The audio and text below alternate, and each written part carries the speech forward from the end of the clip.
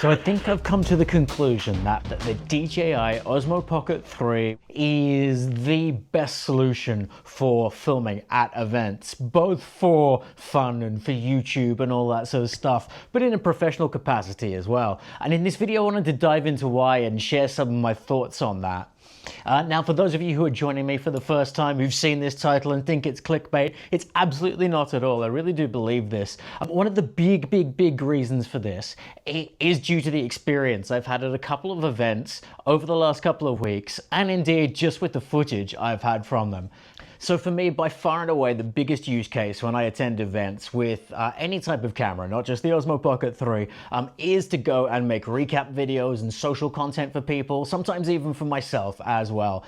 And I have found myself in that situation twice over the last couple of weeks at very large events with a lot of people at them, carrying bags of camera equipment and, of course, this little thing, the DJI Osmo Pocket 3, with me as well. And what I've just found at both of the events is that I left the bigger camera, the one I'm filming on right now actually, in the camera bag and just kept using this again and again and again. And I've got to say, this place is overwhelming. I'm getting dizzy with all the stuff they've got in here. It's kind of crazy. Now, on the surface of it, there's some very obvious stuff I can say about the camera and why it works so well at events. I mean, let's just look at it right here. And the most obvious thing, the thing it's named for really, is its size. And it's a tiny little camera, and that works for you as a huge advantage in a couple of ways when you're attending a large event with lots and lots of people at it. Obviously, to start off with, the weight is a massive thing. Carrying this thing around all day is so much easier than carrying a larger mirrorless camera on a larger gimbal, which does have its advantages, and there are lots of shots you may not be able to get with this that you can get with a larger mirrorless camera. Sort of, because you can negate some of that with some of the new features that got added to it recently. But the other aspect of that, as well as the weight, is then how surreptitious it is in a crowd. And what I mean by that is just how much you can blend in carrying this camera. So what it allows you to do is float around and I guess not draw attention to yourself, allowing you to capture things more naturally as you go around. Now, it is a camera, and at lots of events when people see you with any kind of camera, they will kind of glance at it awkwardly. That is just, whether you're filming with your phone, a mirrorless camera, the DJI Osmo Pocket 3, cameras do tend to attract attention. He hangs around taking pictures of models demographic right there. So I think it's really important to address there's a big elephant in the room that I think any professionals probably watching this are going to be going, yeah, but, and look, as useful as this is, and as fantastic as it is at events, it's for a very specific use case, which I think is social media recaps, things where you don't need as much control of your image. And there is a great deal of control of the image you can have.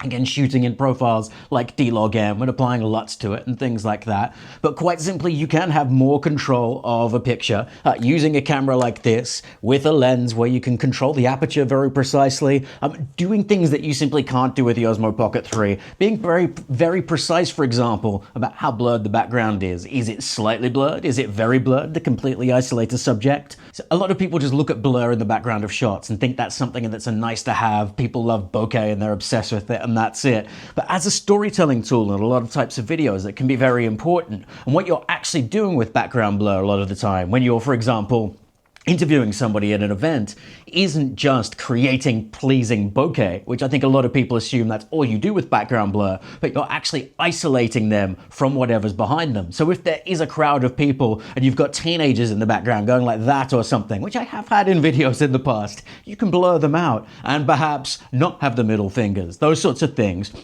That's a very extreme example. You don't always have, particularly at trade shows, teenagers giving you the middle finger, but you can also obfuscate the identity of people. That is to say, that's a very big word, isn't it? Hide the identity of people in the background. Perhaps you don't have permission to show those people. At private events, you often don't. So you can give the impression of a big crowd with lots of blobs, which are out of focus people moving about in the background, without having to worry about people being angry that they were identifiable in the background of your video. Also, just by its very nature, with a camera like this, with a mirrorless camera, this is the Sony a7 IV with a full frame sensor, you get much better background blur. That is to say, it is easier to blur the background on the back of something like this than it is on something like this. I guess for me as a professional, 99% of the work I do at events particularly is now creating social media content for people's events. I've found there's been a huge drop-off in the industry of people wanting to record the entire duration of talks. I don't think people find that those get much traction online. If they do,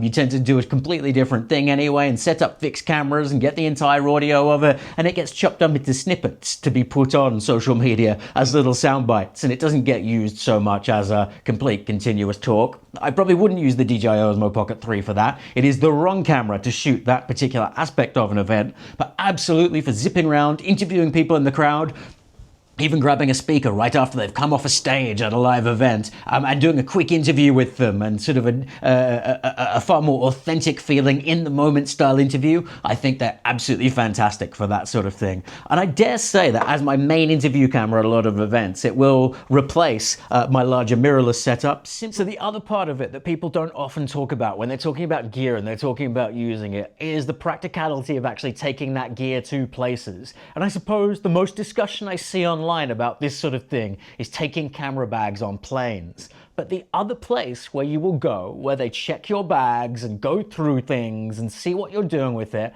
is large events at large conference centers and large venues. And they'll often open your backpack, ask you what you're doing with all this stuff, even if you've got the right badge for it all. And that's exactly what happened to me at the London Book Fair this last week. They made me open my backpack, they went through it all, they had a look at all the gear, and they sent me to a second table, which delayed us getting in, even though I was allowed to have cameras in my bag, and I had registered for the right parts.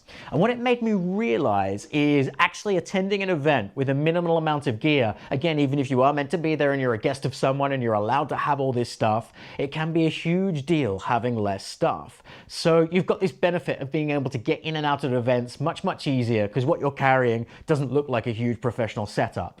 It's easier to carry, it's easier to film for longer periods of time, and it doesn't attract as much attention. So what are the downsides? Well, the downsides are in the variety of shots you can get. There are ways that you can extend the range of the DJI Osmo Pocket 3, but I'll show you some of the footage I captured at both of the events, and obviously it has a rather wide lens on it. So they now have recently added this feature to the Osmo where you can crop in on the sensor and zoom in and get much closer in shots, and it's a nice feature to have. But it is limiting, and you can't use face tracking when you're doing that. You can't use log footage when you're doing that. Not that it causes huge problems. When I go to an event, I will actually mostly film in DJI's standard color profile. I don't find myself necessarily doing fancy color grades on event videos, but the fact that it takes that feature away is unfortunate. That being said, the benefits you gain from this tiny camera at the large event, I think, are absolutely huge. I mean, you saw just like a moment ago that I had this camera in my hand and how bulky it was. And then look at this camera, it practically disappears into my hand. Indeed, if I actually sort of detach the battery grip from it, there we go. And it still has a decent battery life on it. Detach the battery grip, maybe even fold in the screen like that, because I've got it set to the screen, it's still recording, so it just stays there. It makes the image pretty small, but that now completely disappears into my hand, and it's just this tiny little thing sticking out of the top of my hand. It is so discreet, and I can't tell you how many situations this will be useful for. Think about documentary work. If you're doing documentary work where you really do not want people in real life to sort of pick up on the fact you're carrying around a camera, holding this close to your chest and, maybe wearing black like I am right there, it just blends in. Like, this could be so cool for doing surreptitious documentary work, but the results it gets are so far superior to other things which are in the sort of, I guess, the action camera class. I think a lot of people still put this in that bucket of being more of an action camera-y type thing, because DJI make it, and traditionally they've made, well, drones and action cameras, among other things, and gimbals and that sort of stuff, but most people know them for that, and I guess this now too. But it does punch above its weight when you think about the cameras that are in that sort of, category. I was at the London Photography and Videography Show on Monday, and then I was at the London Book Fair on Tuesday. So what you'll see from a lot of of footage there, as I think that the DJI Osmo Pocket 3 handled things really well. Some of these shots you'll see I've shot from a balcony and I'm looking down at the penguin stand, and you'll see I'm able actually to crop in quite far on the shots I do crop in and get a really decent amount of detail. And you'll see some of the interview shots I shot with her as well in a very crowded room. The audio was really, really good. There was lots of crashing and banging behind her. In fact, I was kind of worried with some of the stuff that we did that we were going to have to reshoot some of the interviews we did, perhaps outside the event. But no, it was actually fantastic, and we were able to use all of the original audio, all of the original shots we actually shot in this incredibly busy, incredibly loud environment. I am here this year as an author of A Kiss of Hammer and Flame, coming out, published by Canelo, part of DK and Penguin Random House. Just like I do now, she was wearing the DJI mic kind of under her clothing just here, and it worked out really, really well. So I was really, really happy with that, and it's yet another piece of sort of actual sort of on-the-go, on-location proof that backs up my idea that wearing microphones under your clothes like this is really, really good for on-location, outdoor, and even indoor sound at a very loud event. And it's interesting because it actually leaves me wondering after that event whether I will actually take my mirrorless camera to the next big event. What I might end up doing is getting a second Osmo Pocket 3 as a sort of a backup and a B-cam, and rolling with a dual camera setup with 2 Pocket 3s, maybe a Pocket 4 if that comes out in the future instead. Anyway, if you're interested in learning more about actually filming in these environments, I've done a whole series on how to get the best out of not just the Osmo Pocket 3, but any camera in different sorts of environments. So check out my video basics playlist. I'll put a card up at the end that takes you to that. And if you're more interested in specifically getting really good audio, because we mentioned it there, and it's such an important thing, I do have a playlist just on my videos on audio, which I think is absolutely integral to any video, where I cover both situations like this, where you're shooting at home or indoors, and then really outdoor and really loud environments too. So check those out. I hope that was helpful. If you have watched all this way and you haven't subscribed, then please do hit that button. It's always very helpful for people like me. Other than that, have a wonderful day. I can't wait to see you in the next video. See you, bye.